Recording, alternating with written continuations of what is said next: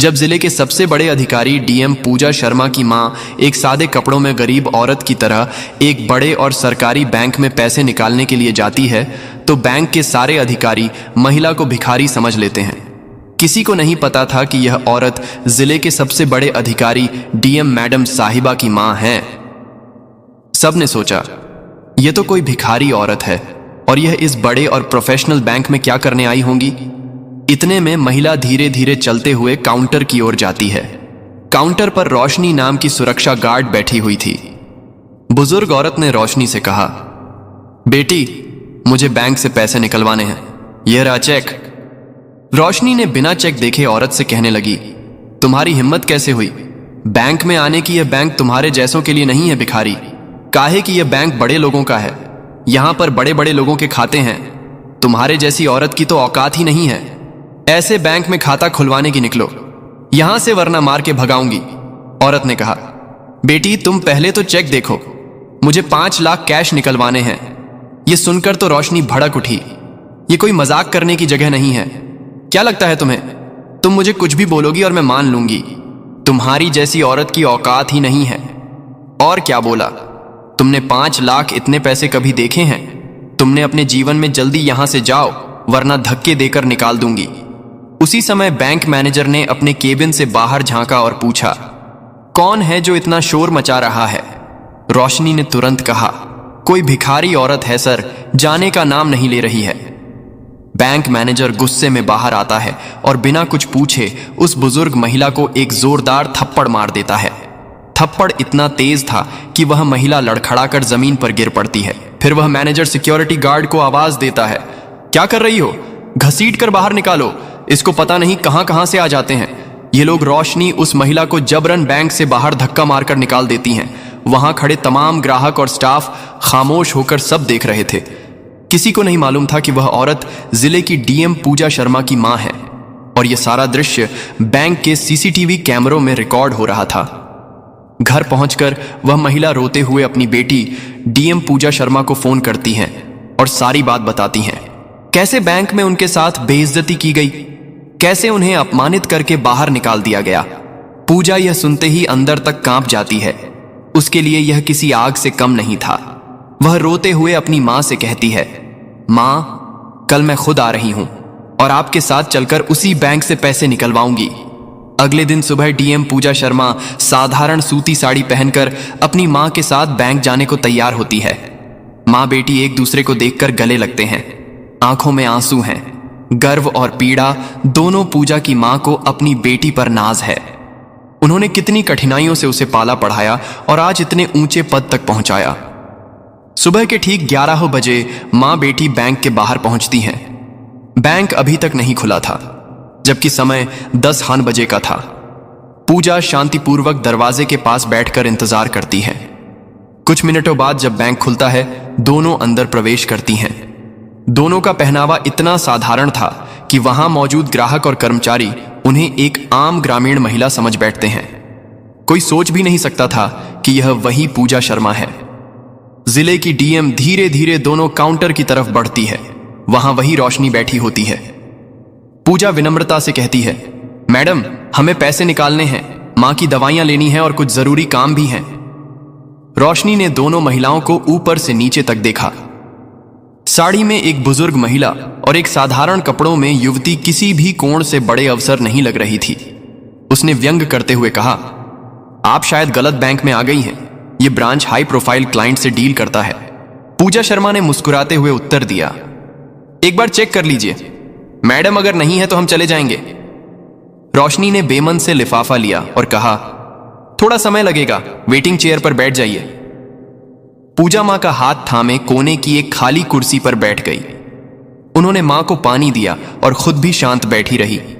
Bank में मौजूद लोग उन्हें घूर रहे थे।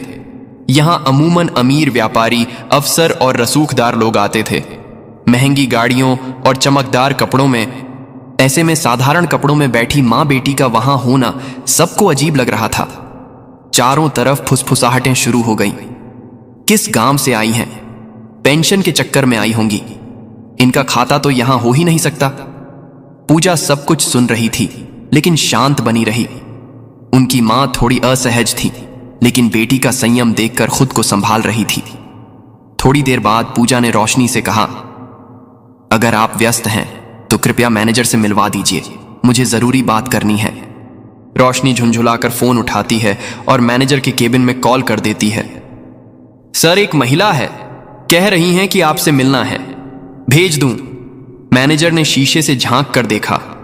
साधारण सी महिला अपनी मां के साथ बैठी थी। अफसर जैसी तो बिल्कुल नहीं लग रही थी। उसने ठंडे स्वर में कहा, मेरे पास फालतू लोगों के लिए समय नहीं है, कह दो बैठें और इंतजार करें। रोशनी ने कहा, आप वेटिंग चेयर पर बैठिए सर, थोड़ी देर में फ्री होंगे। पूजा ने कुछ नहीं कहा, बस मां का हाथ थामे वहीं शांत बैठी रही। एक अवसर की गरिमा और एक बेटी की सहनशीलता के साथ पूजा शर्मा अब तक पूरी शांति और संयम में बैठी थी। लेकिन मां की बेचैनी और लोगों की कानाफूसी देखकर उन्होंने धीरे से मां का हाथ दबाया और कहा, मां, लगता है इन लोगों को फर्क नहीं पड़ता, अब मुझे खुद बात करनी होगी। वो धीरे से उठी, साड़ी का पल्लू ठीक किया और सीधा मैनेजर के केबिन की ओर बढ़ने लगी। मैनेजर, जो अब तक शीशे के पीछे से उन पर निगाह रखे था, घबरा गया। उसने जल्दी से बाहर निकलकर पूजा का रास्ता रोका और बोला, हाँ बोलिए, क्या काम है? पूजा ने वही लिफाफा आगे बढ़ाया। मुझे पैसे निकलवाना है, मेरी मां की दवाइयां लेनी है, और भी बहुत सारे काम हैं। ये रहे चेक, आप देख लीजिए। मैनेजर ने लिफाफा हाथ में लिए बिना ही बेरुखी से जवाब दिया, जब खाते में पैसे नहीं होते तो ट्रांजैक्शन कैसे होगा? तुम्हारी तो इतनी औकात नहीं है कि तुम्हारे खाते में पैसे हो और बड़ा आया पैसे निकलवाने। पूजा अब भी बेहद शांत लहजे में बोली, अगर आप एक बार चेक कर लेते तो बेहतर रहता, ऐसे अनुमान लगाना ठीक नहीं। मैनेजर अब खुलकर हंसने लगा, भाई इतना एक्सपीरियंस है मेरा कि शक्ल देखकर ही समझ जाता हूं किसके पास क्या है। रोज आते हैं तुम्हारे जैसे लोग, और वैसे भी तुम्हारे अकाउंट में कुछ होगा। मुझे नहीं लगता अब ज्यादा भीड़ मत लगाओ। देखो, सब तुम्हें ही देख रहे हैं, माहौल बिगड़ रहा है, अच्छा होगा अगर अब चली जाओ। पूजा का चेहरा अब भी स्थिर था, मगर उनकी आंखों में एक अलग चमक थी। शांति की जगह अब सख्ती उतर चुकी थी। उन्होंने बिना कुछ बोले लिफाफा टेबल पर रखा और धीमे स्वर में बोली, ठीक है, जा रही हूं, लेकिन एक विनती है, इस लिफाफे में जो भी जानकारी है एक बार जरूर पढ़ लीजिएगा, शायद आपके काम की हो। इतना कहकर वह मां का हाथ थामे मुड़ी और दरवाजे की ओर बढ़ गई। लेकिन जैसे ही गेट पर पहुंची, वह पलटी और गहरी निगाहों से देखते हुए बोली, बेटा, इस व्यवहार का अंजाम तुम्हें भुगतना पड़ेगा, वक्त ही समझा देगा। पूरा बैंक कुछ पल के लिए सन्नाटा में डूब गया।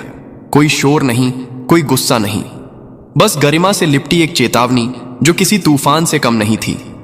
मैनेजर एक पल को ठिठका, फिर बुदबुदाया, बुढ़ापे में कुछ भी बोल जाते हैं, लोग चलो जाने दो, और वापस अपनी सीट पर बैठ गया।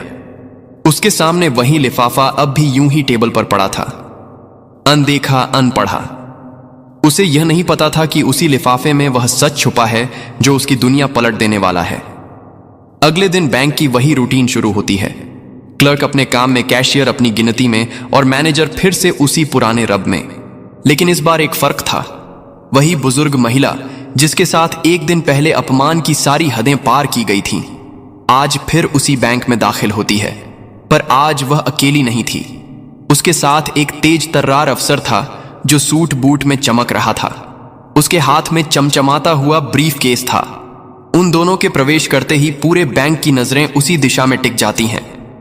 महिला बिना इधर उधर देखे सीधा मैनेजर के केबिन की ओर बढ़ती है। मैनेजर पहले तो उसे पहचान नहीं पाता, लेकिन जैसे जैसे वह करीब आती है, चेहरा साफ दिखने लगता है। वही महिला जिसकी सारी फाइलें उसने कल ठुकरा दी थीं, वही जिसकी साड़ी पर वह हंसा था, वही जिसे उसने हमारे जैसे ग्राहक नहीं चाहिए कहकर निकाल दिया था। अब उसके चेहरे पर हवाइयां उड़ने लगती हैं। घबराकर वह खुद केबिन से बाहर आ जाता है। महिला का चेहरा आज आत्मविश्वास और गरिमा से दमक रहा था।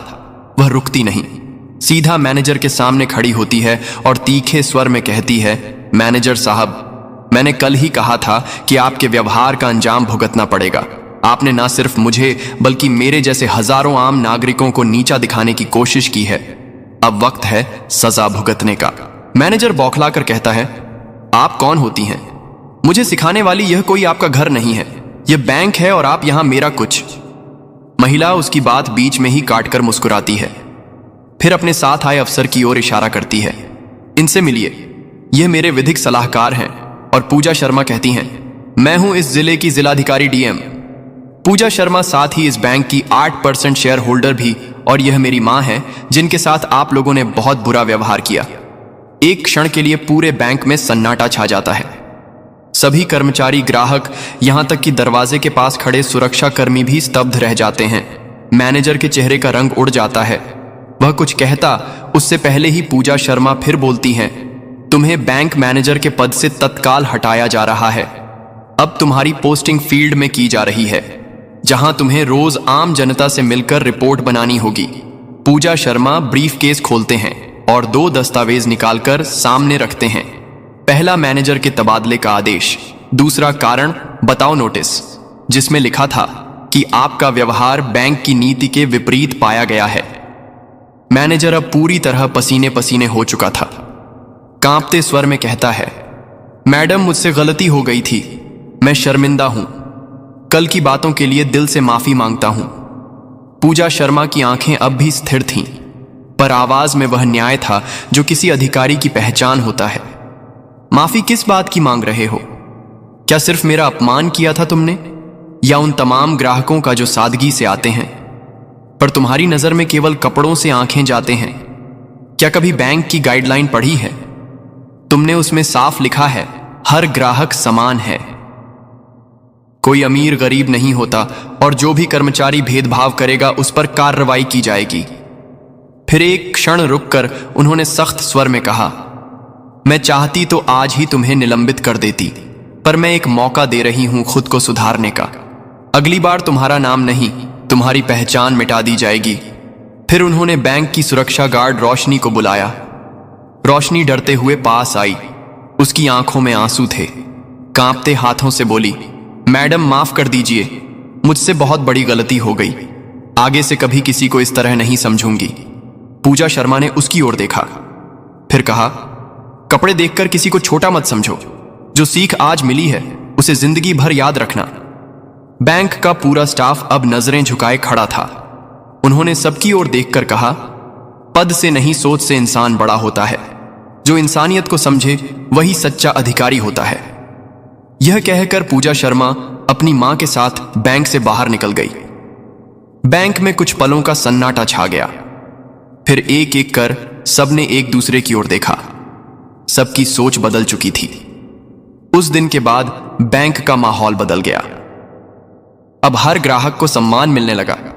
किसी की साड़ी देखकर उसे गरीब नहीं कहा गया, और सभी के दिल में यह बात बैठ गई, कभी मत समझो किसी आम आदमी को मामूली, अगली बार वही तुम्हारे सामने खास बनकर खड़ा हो सकता है। तो दोस्तों, यह कहानी हमें यह समझाती है कि किसी को भी उसके पहनावे या सादगी से कभी कमजोर मत समझिए। हो सकता है वह इंसान आपसे भी कहीं ज्यादा ऊंचे पद पर हो। हर इंसान को बराबर सम्मान देना चाहिए। गरीब हो या अमीर, हर किसी के साथ इंसानियत से पेश आना चाहिए। तो दोस्तों, वीडियो अच्छी लगी है तो वीडियो को लाइक करके चैनल को सब्सक्राइब कर लीजिए। तो ऐसे ही मिलते हैं एक नई कहानियों के साथ।